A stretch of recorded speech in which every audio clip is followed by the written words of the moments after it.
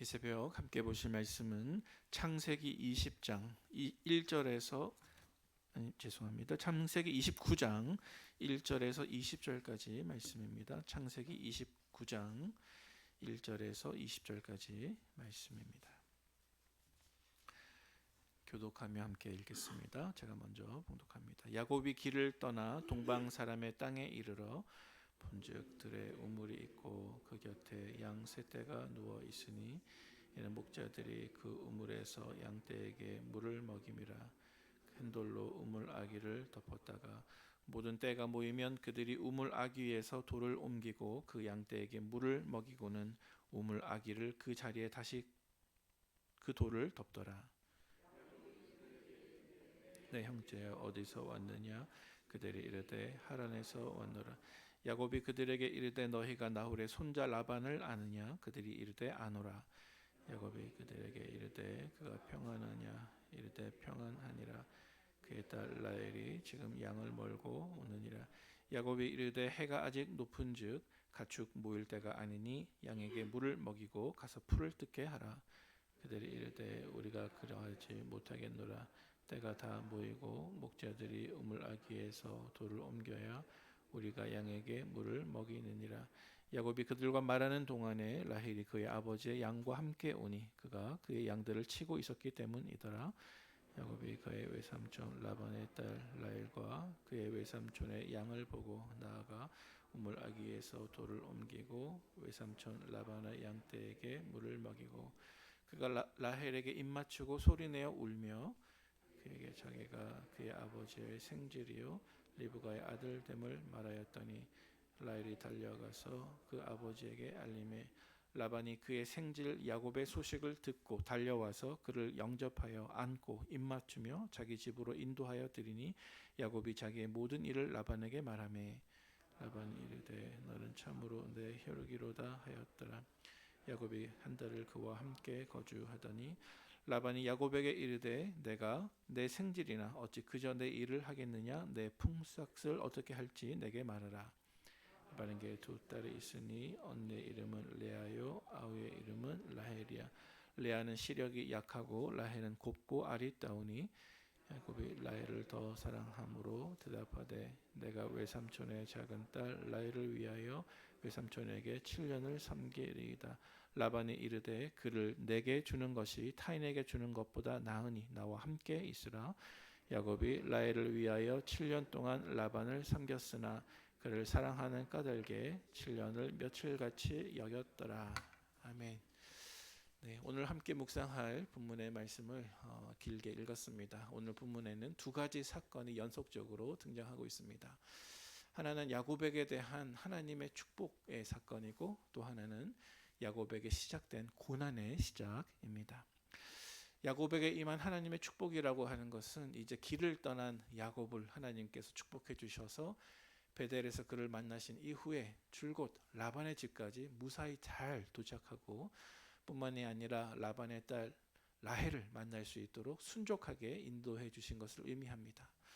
두 번째로 고난의 시작이라고 하는 것은 비록 그가 무사히 라반이 있는 바단 아람에 도착을 했으나 하란에 도착을 했으나 그가 라반의 딸 라헬과 결혼하기 위해서 삼촌과 7년간의 노동 계약을 맺었을 때 사실은 라반은 속임수를 가지고 있었던 것입니다. 그래서 이 일을 통해서 야곱의 노동력을 빼앗고 또 사실 내일 본문에 등장하겠지만 라헬을 준 것이 아니라 레아와 바꿔치기 하는 그런 속임수를 당함으로써 이제 야곱의 삶 속에 고난이 시작되는 것을 함께 묵상을 할 수가 있습니다.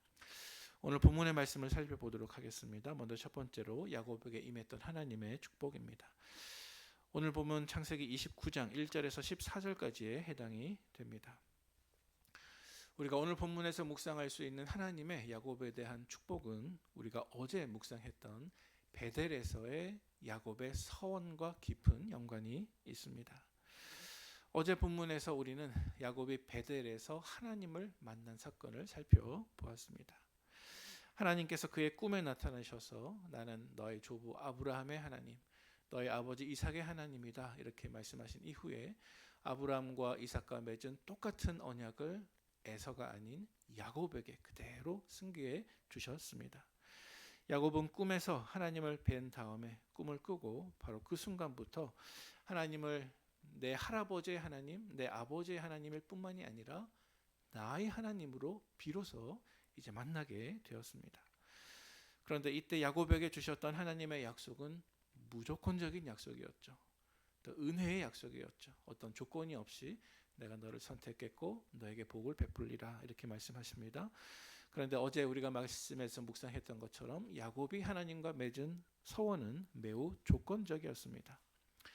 하나님은 그에게 아무 조건 없이 무조건적으로 축복하시겠다 약속하셨으나 야곱은 이렇게 말하죠. 만약 하나님께서 나를 정말로 지켜주시고 나의 길에 먹을 것과 입을 옷을 공급해 주시고 평안히 아버지 집으로 돌아가게 하신다면 조건이죠. 그러면 여호와께서 나의 하나님이 되시고 내가 10의 1의 예물을 반드시 드리겠습니다. 그래서 어제 우리가 함께 묵상한 이 말씀을 곰곰이 씹어보면 비록 야곱이 하나님을 만났으나 불신앙의 모습도 뒤섞여 있을 것이다. 이렇게 우리가 어제 해석을 했었습니다. 자, 그런데 여러분, 이 똑같은 사건을 바라보는 또 다른 시선도 가능합니다. 그것은 무엇이냐면 야곱이 이렇게 하나님 앞에서 드렸던 서원을 어떤 불신앙의 모습으로 보기보다는 아직 신앙적으로 미성숙한 영적인 갓난아이가 드릴 수 있는 솔직한 기도라고 보는 시각입니다. 야곱이 사실 하나님을 베델에서 만났지만 아직 그는 영적으로 더 자라가야 하고 더 성장해야 할 영적인 갓난아이와 같았습니다. 그래서 떡과 옷, 평안을 위한 그의 기도는 마치 어린아이가 부모의 사랑을 다 신뢰하지 못하고 무엇을 해달라 이렇게 떼를 쓰는 모습과 비슷한, 다시 말해서 영적인 어린아이가 드리는 기도였다. 이렇게 우리가 해석을 해볼 수도 있습니다. 만약 이렇게 우리가 야곱의 기도를 바라본다면 이때 하나님께서는 야곱의 미성숙의 기도를 책망하시지 않으십니다. 그저 그 미성숙의 기도도 품어주십니다. 그리고 그 야곱의 기도에 실제로 응답해 주시는데 그 응답의 기록이 바로 오늘 본문의 사건이라는 것입니다. 오늘 본문 속에서 하나님께서는 야곱의 길을 평안과 순족함으로 인도해 주셨습니다. 한번 생각해 보시기 바랍니다. 야곱은 그 드넓은 광야에 홀홀단신 혼자서 지금 여행을 하고 있었는데 그렇게 광야에서 헤매면서 만났던 우물이 하필이면 우연하게도 자기가 찾고 있던 외삼촌 라반의 집이 있었던 하란 근처의 우물이었습니다. 저 옛날 지도도 내비게이션도 없이 형 에서의 위협을 피해서 자기 혼자 여행길을, 그것도 초행길로 먼 거리를 떠났는데 성경에 보니까 부엘세바에서 출발해서 하란까지 거리를 재어보면 700, 800km의 거리입니다. 이 먼 거리를 걸어왔던 야곱입니다. 그런데 이 700, 800m의 긴 거리를 이 고대 사회, 성 밖에서는 치안이 보장되지 않은 고대 사회 속에서 야곱은 굶어 죽지 않았고 목말라 죽지 않았고 강도 때에 습격받지 않았고 또 야생 동물들에게 해를 입지도 않았고 길을 잃어버리지도 않았고 방황하지도 않았고 쓰러지지도 않았습니다. 광야에서 어떤 건물이나 이정표가 있는 것도 아니었는데 그가 마침 한 지역의 우물에 도착했을 때 때마침 목자들이 나타납니다. 내 형제여 어디에서부터 오는가? 사실 야곱은 먼 거리에서 온 낯선 사람이지 않습니까? 하지만 매우 낯선 이방 사람임에도 불구하고 처음 만나는 그 목자들에게 내 형제여 어디에서 오는가? 야곱이 꾀를 내어 화려한 언변으로 접근하는 것입니다. 그런데 이때 우연히도 이 목자들은 야곱을 전혀 경계하지 않고 순순히 그들이 어디로부터 왔는지 알려줍니다. 여러분, 고대 사회에서 낯선 사람에게 내 정보를 그대로 내어주는 것은 위험한 일이 될 수도 있는 것입니다. 그러나 우연히도 그들이 라반이 찾고 있는 야곱이 찾고 있었던 라반이 살고 있던 하란에서 온 것이고 또 야곱의 삼촌 라반에 대해서도 잘 알고 있었으며 또 라반은 평안하고 또 지금 막 라반의 딸 라헬이 양떼를 몰고 이리로 오고 있다고 하는 믿지 못할 소식을 알려주었습니다. 그리고 오늘 성경에 보니까 그들의 이 대화가 채 끝나기도 전에 야곱의 아내가 될 라헬이 우물에 도착합니다. 우리 29장 9절 말씀 같이 읽어보겠습니다. 시작. 야곱이 그들과 말하는 동안에 라헬이 그의 아버지의 양과 함께 오니 그가 그 양들을 치고 있었기 때문이더라. 아멘. 상반절에 야곱이 그들과 말하는 동안에 라헬이 벌써 도착을 합니다. 사랑하는 우리 성도 여러분, 이 모든 과정을 한번 생각해 보시기 바랍니다. 정말 우연이었을까요? 만약 야곱이 이 우물가에 하루 늦게 도착했다면 어떻게 되었을까요? 혹은 이 우물가에 도착했더라도 목자들이 오기 몇 시간 전에 너무 일찍 도착했다가 떠나버렸으면 어떻게 되었을까요? 졸지도 주무시지도 아니하시는 하나님께서 약 700-800km를 걸어가고 있는 이 야곱의 걸음수까지 정확하게 세셔서 라반의 딸 라헬이 양떼를 몰고 우물가에 나타나는 바로 그 시점에, 그 순간에 마치 핀셋으로 갖다 놓듯이 야곱의 길을 인도해 주셨습니다. 이것이 하나님의 놀라운 섭리입니다. 그래서 야곱이 베델에서 서원했던 그 기도에 대해서 하나님께서 신실하게 응답해 주시는 모습입니다. 따라서 우리 사랑하는 성도 여러분, 때로는 우리가 미성숙한 상태에서 하나님께 기도드린다 할지라도 하나님께서는 만약 그 사람의 수준에만 맞다고 한다면 그 기도에 알맞게 응답해 주시는 자비하시고 은혜로우시고 신실하신 하나님인 것을 기억하시기를 바랍니다. 하나님께서는 저와 여러분들의 삶도 이러한 섭리로 인도해 주시는 좋으신 하나님이신 것입니다. 두 번째로 오늘 본문 속에서 야곱의 고난이 시작되는 장면을 묵상할 수 있습니다. 오늘 본문 15절에서 20절 말씀에 해당이 됩니다. 오늘 본문에 보니까 하나님께서는 야곱의 길을 축복해 주셨으나 또한 그에게 고난을 통해 그의 성품을 다듬어 가신다고 하는 것을 우리에게 보여주고 있습니다. 그래서 그는 외삼촌 라반의 딸 라헬을 만나서 그를 사랑했기 때문에 라반에게 7년간의 노동을 제공하겠습니다 라고 약속을 맺었습니다. 그러나 그 약속 너머에 있는 야곱의 외삼촌이자 또 장차 장인이 될 그 라반의 속임수를 전혀 알지 못했습니다.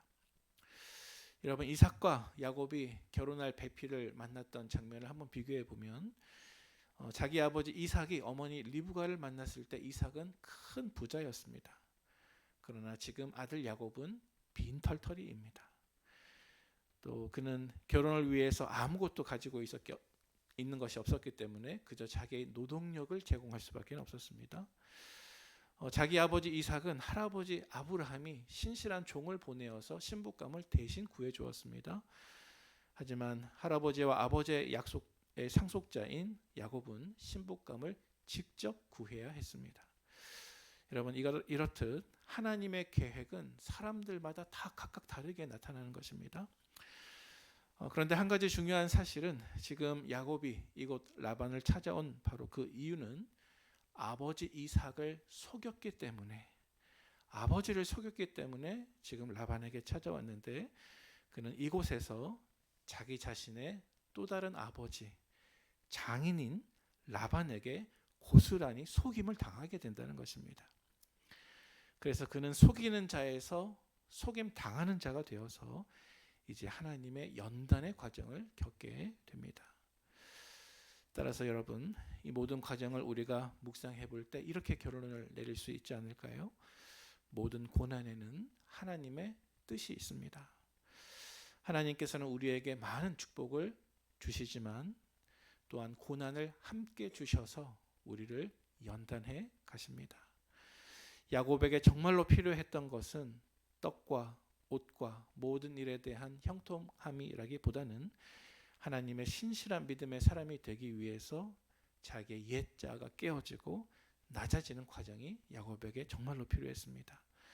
그러므로 성도 여러분, 이 말씀을 받을 수 있으신 분들은 아멘 하시기 바랍니다. 성도들에게 고난은 하나님의 또 다른 위장된 축복인 줄로 믿으시기를 바랍니다. 오늘 한날의 삶 속에도 하나님께서는 축복과 고난으로 우리의 삶을 인도해 주실 것입니다. 우리의 삶을 신실하게 빚어가시는 하나님을 신뢰하면서 내 삶 속에 있어 일어나는 모든 필연을 하나님께 감사하고 또 찬송할 수 있는 한 달이 되시기를 주님의 이름으로 축원을 드립니다. 함께 기도하겠습니다.